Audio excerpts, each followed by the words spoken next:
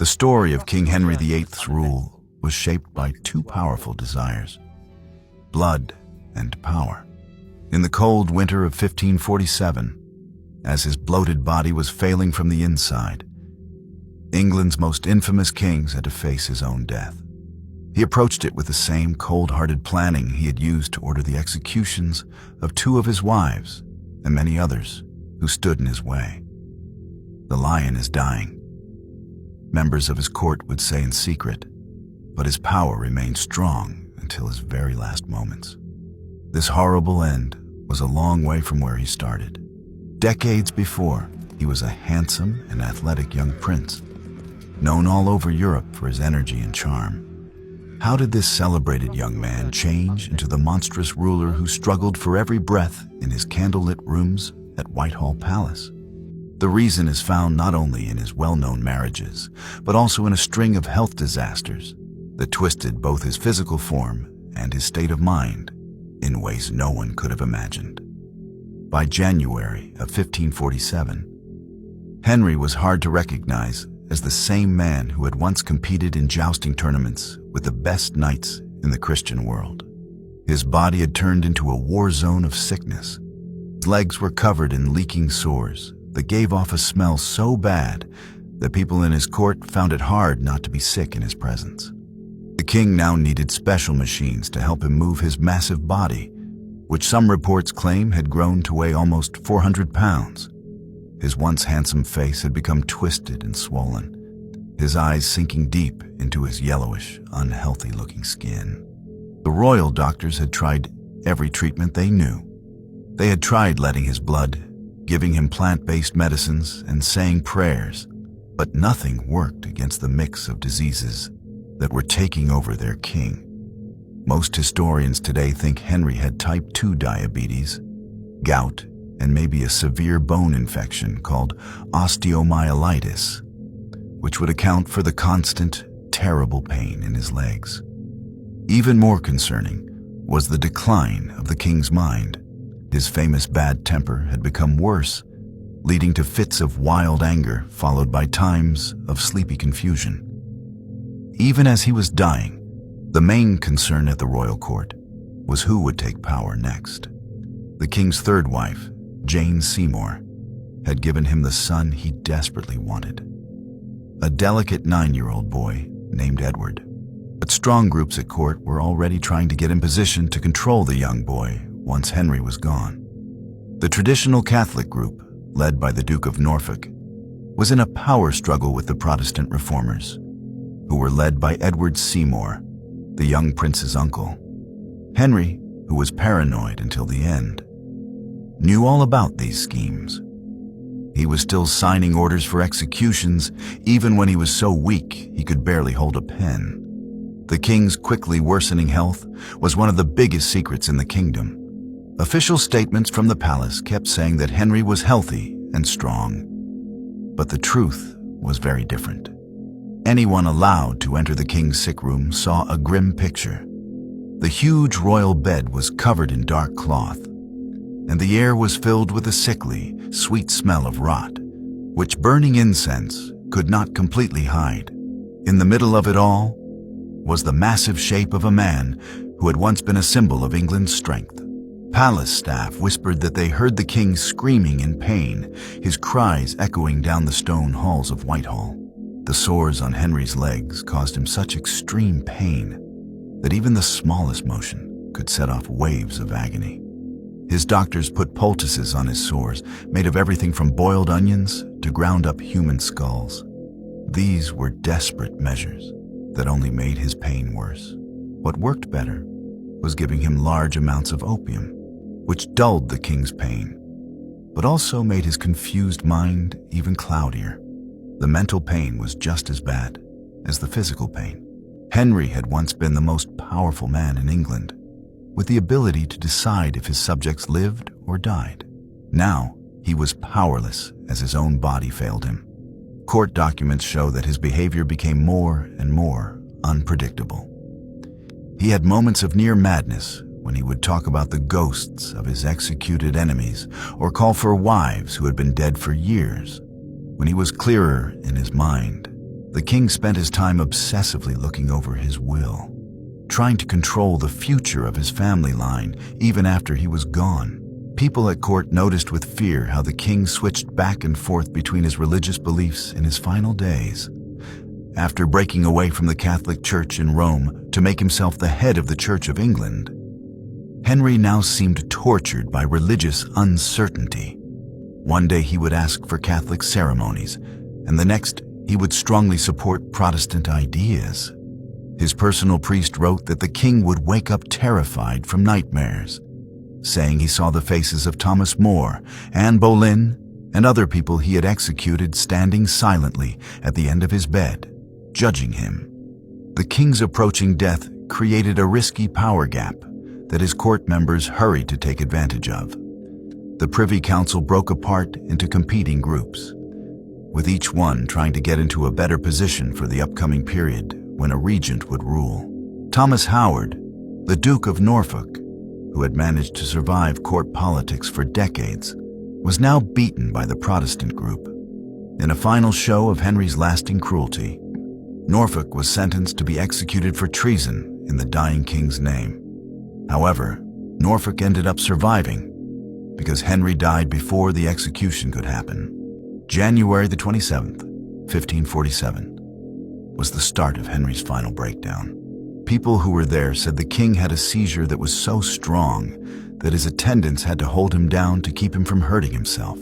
After the seizure was over, Henry had trouble speaking, and the right side of his body was partly paralyzed. This was clear proof of what today's doctors would call a major stroke. The court doctors, knowing very well that they could be disgraced or even executed if they couldn't save the king, worked desperately to bring him back. They put hot irons on his skin and poured bitter medicines down his throat. During this whole time, entry to the king's bedroom was tightly controlled by his most trusted advisor, Thomas Cranmer, the Archbishop of Canterbury. This secrecy was not just about protecting the king's dignity, it was also practical. If news got out that the king was about to die, it could lead to early attempts to seize power or even an invasion from another country. Cranmer made sure that only the most necessary helpers were allowed in, and they all had to promise to stay completely silent about the king's health. Even Queen Catherine Parr, Henry's sixth and final wife, was kept away at certain important times. As January moved into the days that followed, the king floated between being awake and being unconscious. In the short times when he was clear-minded, Henry was said to have shown increasing fear about facing God's judgment. The man who had ordered the executions of 2 wives, countless nobles, and thousands of regular people, was now facing his own death with growing terror. According to the diary of one attendant, the king was heard mumbling prayers and asking for forgiveness in his sleep. This was a huge change from the unbending ruler who had changed England's religion by his own strong will. Court papers show the amazing efforts that were made to protect what was left of Henry's dignity in his last days. As his body failed, teams of servants worked in shifts to handle the unpleasant jobs of cleaning and moving the king's enormous body. The sores on his legs had gotten so bad that it was said you could see the bone through the dead flesh. The smell got so strong that anyone entering the king's room had to carry a scented handkerchief. The windows were thrown open to the cold winter air whenever the king was unconscious. By the end of the month, even the fancy story that the king might get better could not be kept up inside the court. Archbishop Cranmer was called to the king's bedside in a hurry as Henry's breathing got weaker and weaker. Stories from that time tell how the king, who could no longer speak, was asked to squeeze Cranmer's hand if he trusted in Christ for salvation, rather than in the church ceremonies he had once promoted. It is said that Henry squeezed the archbishop's hand with the last of his strength before he fell into his final coma. This touching detail is often used by Protestant historians as proof that he converted on his deathbed. The king died before the sun came up on January 28, 1547. Even after he died, Henry's huge body commanded attention in the royal room. His corpse was a horrifying monument to a life of overindulgence and pain. The official reason for his death was listed simply as the body naturally breaking down, but modern medical experts believe it was a deadly mix of heart failure, blood poisoning from his infected wounds, and problems from what was likely type 2 diabetes. What was more amazing than his death was the incredible plot of silence that came after it. The Privy Council kept his death a secret for 3 whole days while they secured power for the young Edward VI. This delay was vital for making sure the change of power went smoothly. While Henry's body was lying in his room, Edward Seymour, the Earl of Hertford and the new king's uncle, acted quickly and ruthlessly to take control. Secret meetings were held, important castles were secured, and anyone who might challenge him was dealt with before the public was told of Henry's death on January 31st. When the church bells in London finally rang to signal the king's death, Edward Seymour had already been made Lord Protector and Duke of Somerset. He was now effectively the ruler of England, governing for his young nephew. Getting rid of Henry's body created special problems that tell us a lot about both Tudor funeral customs and the king's physical state when he died. Court documents show that the king's body started to break down very quickly, probably because of the serious infections he already had. Embalmers worked frantically to prepare the body. They took out his internal organs and filled the empty spaces with sweet-smelling herbs and spices. Even these professionals were reportedly stunned by the condition of Henry's organs, especially his sick liver and swollen heart. Henry's coffin had to be specially built to fit his massive size. It was reportedly almost twice as wide as a normal coffin for a nobleman. It was so heavy that it needed a stronger platform and more people to carry it. During the time he was laid out for public viewing at Whitehall, people who were there said that the lead-lined coffin actually burst open because of the pressure of gases building up inside the decaying body. This caused fluids to leak out onto the floor of the chapel. This gruesome event was quickly hidden, but stories say that dogs licked up the liquid, creating a final, disgusting humiliation for a king who had been obsessed with his own majesty. The funeral parade to Windsor Castle on February 16th was one last chance for the Tudor government to show off Henry's power, even after his death. Horses draped in black cloth pulled the giant coffin through streets filled with people mourning. There were also figures of the king that showed him as he looked in his best years, not the swollen man he had become. At St. George's Chapel in Windsor Castle, Henry was buried next to Jane Seymour, the only wife who had given him a male heir and the only one who had been lucky enough to die from issues during childbirth. Before Henry's feelings for her could change and she could fall out of his favor, the reality of Henry's decaying body was a sharp contrast to the heroic story that was already being created about his reign.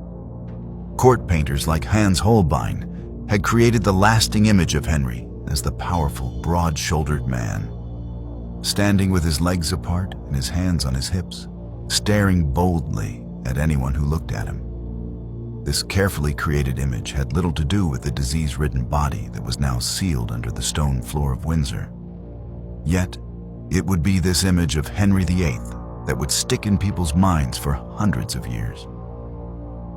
Henry's will showed his final efforts to control the future even after his death.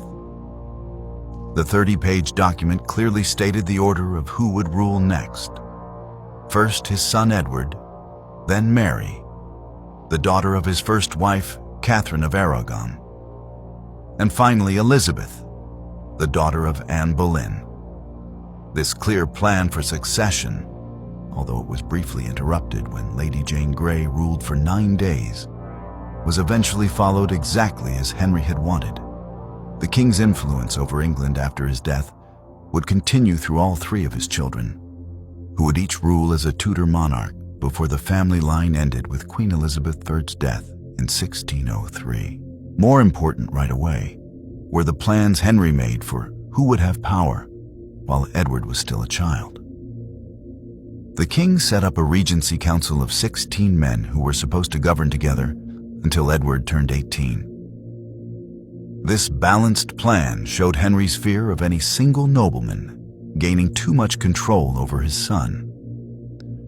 However, his careful plans were quickly overturned when Edward Seymour outsmarted the other council members and was named Lord Protector just days after Henry died. The fact that Henry's wishes were ignored so quickly showed the limits of even a king's power once he was dead and no longer feared. The medical story of Henry's last days still fascinates historians and doctors today.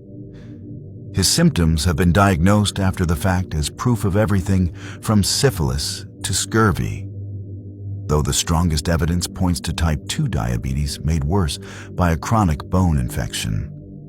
The king's medical records show that his doctors tried increasingly desperate treatments, from putting live pigeons cut in half on his rotting sores to giving him experimental drinks made of gold and crushed precious stones.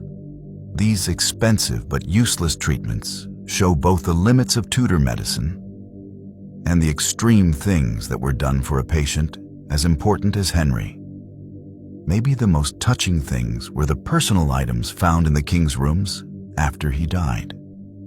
Among the expected signs of royal power, like jeweled daggers, official seals, and letters from other countries, servants found a small, locked box.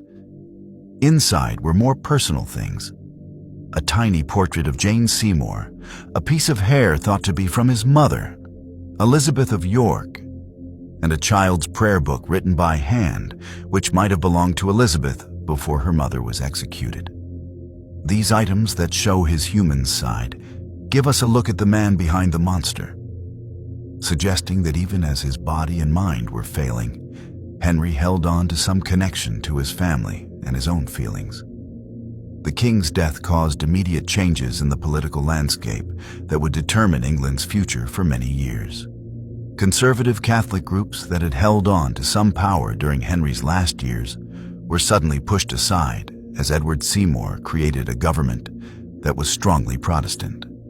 Archbishop Cranmer, who had given the last rites to the dying king, now pushed forward with religious changes that Henry had been more careful about.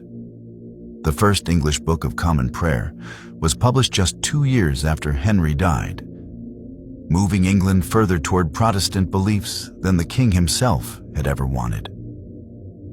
Henry's own complicated religious views — he had broken away from Rome but kept many Catholic traditions — left a confusing legacy. This allowed both Protestant and Catholic groups to claim that he was on their side. Protestant reformers focused on his rejection of the Pope's authority, while Catholics pointed to his defense of certain Catholic beliefs and his opposition to Lutheran ideas. This religious confusion would lead to conflicts throughout the reigns of all 3 of his children, as England swung between extreme Protestantism under Edward, a return to Catholicism under Mary, and finally, a middle path established by Elizabeth. The king's death also signaled a major shift in Tudor propaganda. Having built up the image of Henry as England's protector against foreign enemies and the tyranny of the Pope, royal publicists now had to figure out how to pass this authority to a 9-year-old boy. Portraits of the young Edward VI were intentionally made to look like his father's famous stance, showing the boy with the same wide-legged pose and defiant look that were characteristic of Henry's most famous portraits. Court events stressed the idea of continuity, and court members were expected to bow to Edward's empty throne with the same respect they had shown his father. Outside of politics, Henry's death had an impact on everyday life all over England. For almost 40 years, he had been the face of royal power, and his personality and decisions had directly influenced government down to the local level. His death created a void in people's minds as much as in politics. Church records from early 1547 show that people were very worried about the future, with more reports of prophetic dreams, strange signs in the sky, and even supposed ghost sightings. For people who saw religious meaning in everything, the death of such a powerful king naturally felt like it could be the end of the world. The reactions of other countries to Henry's death showed the complicated position England now held in Europe. The French ambassador reported that King Francis of France truly mourned for his dear brother of England, even though they had often been in conflict. Emperor Charles V, who was Catherine of Aragon's nephew, was more practical. He looked at the strategic possibilities, wondering if England, ruled by a child king, might be open to invasion or new alliance. Pope Paul III, who had excommunicated Henry a decade earlier, reportedly had a mass said for the king's soul. This was a diplomatic move that acknowledged Henry's importance, while also reasserting the Catholic Church's claim on his spiritual fate. The physical place where Henry died, his private rooms in Whitehall Palace, almost immediately became filled with historical importance. Court members reported feeling hesitant to go into the rooms where the king had suffered in his final days.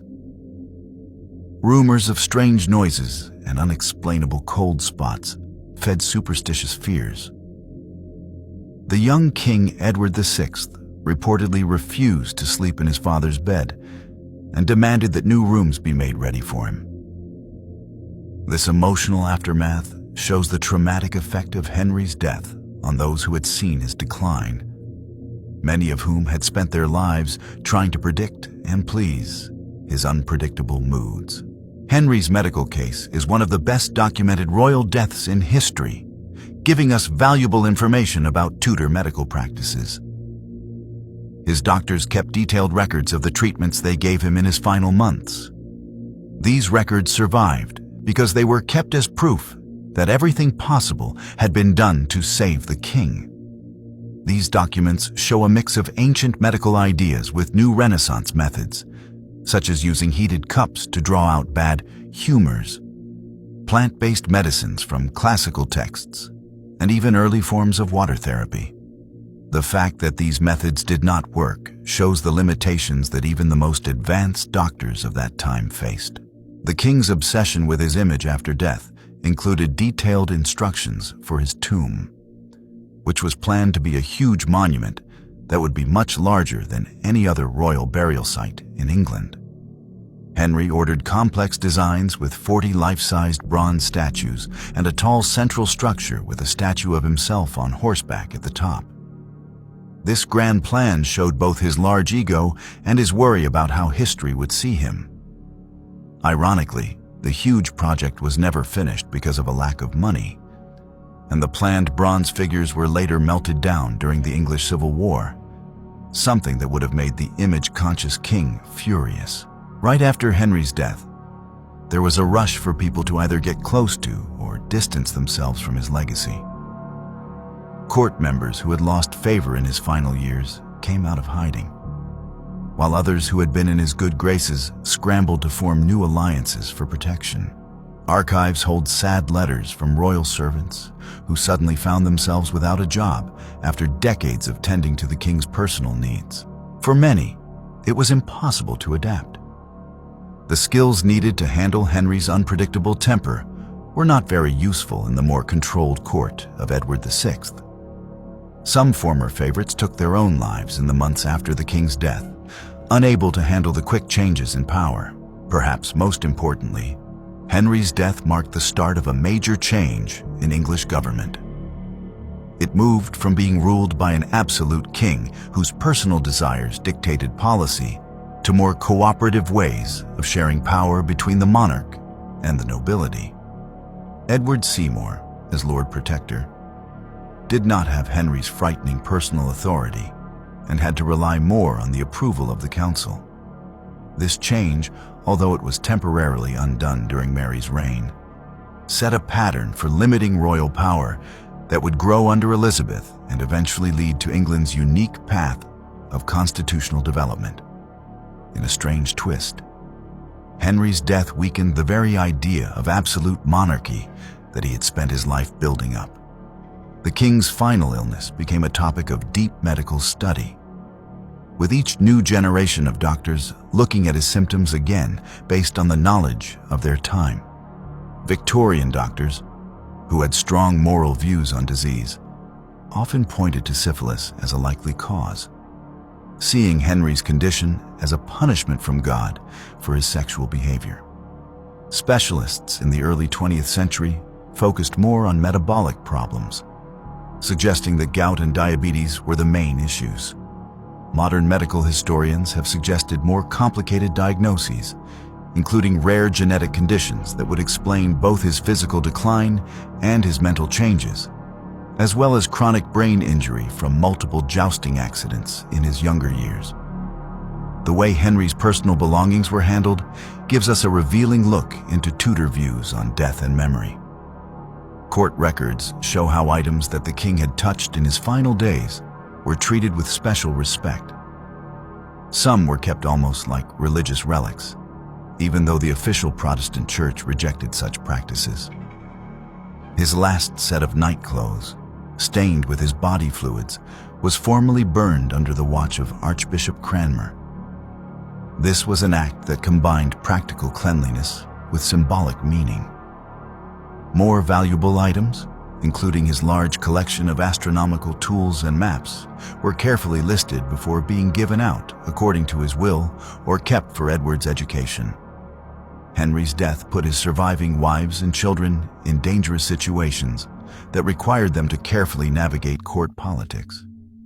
Catherine Parr, his widow, put on a show of dignified public mourning while privately moving very quickly to marry her true love, Thomas Seymour, a marriage she had put off while Henry was alive.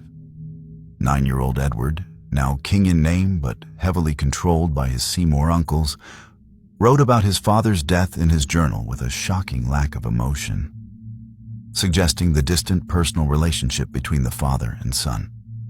Meanwhile, Henry's daughters had their own difficulties in the new system. Mary, at 31, remained a devoted Catholic and felt increasingly distant from Edward's Protestant changes. Elizabeth, just 13, had to handle court life with extreme care, her position made weak by her mother's execution and the ongoing questions about her legitimacy. Both princesses would eventually become queen, as Henry had promised. But the journey would be full of danger, with Mary barely escaping execution during a rebellion and Elizabeth being imprisoned in the Tower of London during her sister's reign. The stories of Henry's final hours show the incredible loneliness that even the most powerful king faces at the moment of death. Even though he was surrounded by doctors, attendants, and court members, records from that time suggest Henry faced his end essentially alone, separated from others by both his royal position and the uniquely personal experience of dying. Archbishop Cranmer, who tried to offer spiritual comfort, reportedly got little response other than that final squeeze of his hand. The king, who had demanded complete obedience in his kingdom, found himself ultimately making his final journey by himself, a powerful reminder that death is the great equalizer. The year after Henry's death showed just how much his personality had controlled English government. Administrative records reveal a large number of decisions that had been waiting for his personal approval. Many of these were on matters that could have been handled by lower officials, but were brought to the king because of a culture of extreme respect. Under Edward's regency, government procedures had to be changed to work without the king's direct input. This change, while chaotic at first, eventually made the institutions of government stronger, developing bureaucratic systems that could function without the monarch's personal involvement. Henry's grand funeral procession was his final performance in England's public show of power. Accounts from that time describe horses draped in black velvet, heralds carrying ceremonial weapons, and a life-sized wax figure of the king in full royal attire on top of his coffin. The artificial body stood in for the decaying real one hidden underneath. This procession moved from London to Windsor over several days, allowing thousands of his subjects to see this last display of Tudor majesty. The careful planning of the event showed a deep anxiety about the political transition, using ceremony to reinforce the idea that while the king may die, the monarchy itself would continue. The court doctors who had not been able to save the king faced an uncertain future afterward. Medical records show that some quickly found jobs with other noble families, while others were professionally shunned for their connection to Henry's failed treatment. Dr. Thomas Wendy, who had been courageous enough to tell Henry that his death was near when others were too afraid, used this display of bravery to continue his royal service under Edward VI. The king's apothecaries were especially scrutinized, and lists of the medicines they provided during Henry's final illness were checked for potential carelessness or, even worse, for deliberately speeding up his death. The scientific study of Henry's remains, which happened during renovations of the vault in the 1800s, offered intriguing clues about his physical state at death. Workers reported finding an enormous skeleton that matched Henry's known height, with signs of severe joint damage, especially in the legs. Modern forensic analysis applied to historical medical records suggests that Henry may have reached the incredible weight of about 400 pounds at his death, with a waist size of over 50 inches. This extreme obesity, along with poor blood flow in his legs and the open sores described in accounts from his time, would have created the perfect environment for the blood poisoning that likely played a part in his death. Perhaps what is most telling about Henry's final days is what they reveal about the limits of power. The king who had changed England's religion, executed queens and nobles without hesitation, and built a navy that would one day command the world's oceans, was completely powerless against the breakdown of his own body. Court records describe Henry flying into a rage at his doctors, demanding that they make him healthy again through the sheer force of his royal authority. This pointless struggle against biological fact highlights the central contradiction of absolute monarchy, the unavoidable weakness of even the most powerful human body, to disease, decay, and death. The religious uncertainty around Henry's death provided an opportunity for different stories to be told that served various political ends.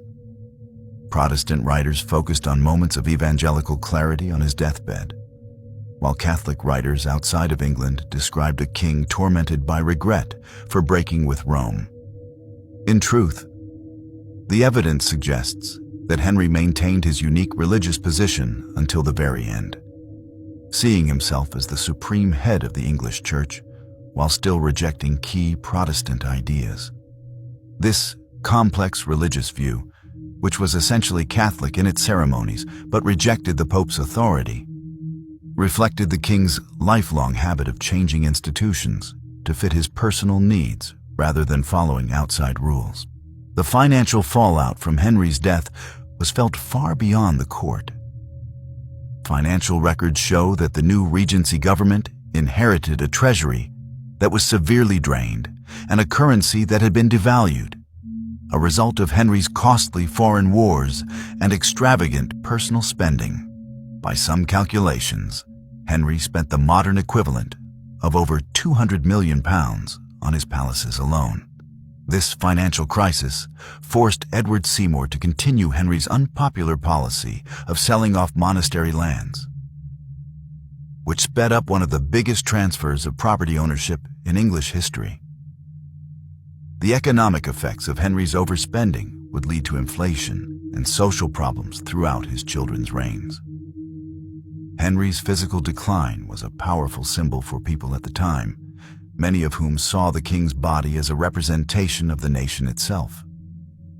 Just as medieval political thought had described the monarch as the head of the body politic, Tudor writers saw Henry's decaying flesh as a sign of deeper problems within the kingdom. Surviving sermons from 1547 show preachers making direct connections between the king's infected legs and what they saw as moral decay in English society. This symbolic interpretation became politically useful during Edward's reign, as reformers argued that just as Henry's body had needed drastic action, so too did England's religious life need to be purified. The last days of Henry VIII mark a unique point where medieval and early modern ideas about kingship clashed.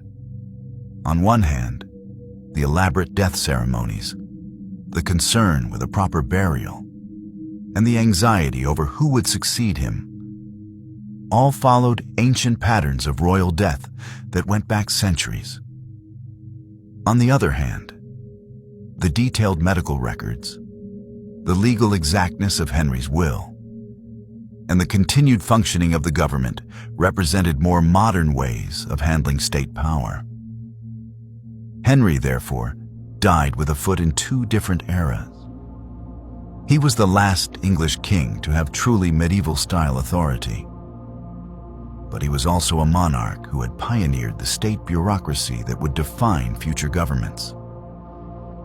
In the end, what makes Henry VIII's death so captivating is not just the gruesome physical details or its political importance, but what it shows us about the human experience itself. The king who had ruled his time through the sheer force of his will ended his life facing the same limitations as the poorest of his subjects. Accounts from that time suggest that Henry felt moments of deep existential fear in his final days, facing judgment not as a king, but simply as a man. As the Archbishop of Canterbury reportedly reminded him while giving him the last rites, "You are about to appear where no titles bear weight and no earthly power offers protection." In that final, human weakness, perhaps England's most infamous king found a connection with his people that he had never achieved during his reign.